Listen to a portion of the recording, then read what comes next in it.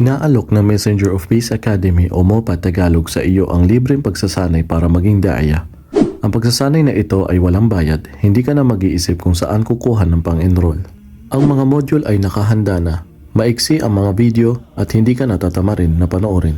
May plano na ng buong programa ng pagsasanay ang ibibigay agad sa mga mag-aaral. Makikita din sa plano kung ilang araw dapat matapos ang isang antas. Kaya makakalkula nila kung kailan nila pwedeng tapusin. Dito malalaman nila kung ilang module sa isang level. At bawat pagkatapos sa level ay may sertipikong makukuha na pwedeng gamitin sa hinaharap para maging basihan na sila ay nag-aral ng dawa. Sa kabuuan, ang buong pagsasanay ay binubuo lamang ng 2 buwan at ikaw ay magiging marunong ng magdawa insyaAllah. Hindi ka na maghihintay ng matagal na panahon para matutong magdawa. Magbubukas ang Messenger of Peace Academy ng 6 na batch sa loob ng 1 taon itong 2024. At magsisimula ang unang batch sa unang buwan.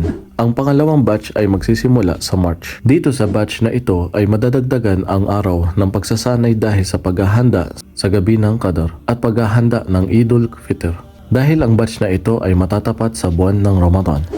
Ang pangatlong batch ay magsisimula sa Mayo. Ito ay kabilang sa magdadagdagan ng araw ng pagsasanay dahil sa paghahanda sa Idul Adha. Ang pang-4 na batch ay magsisimula sa July.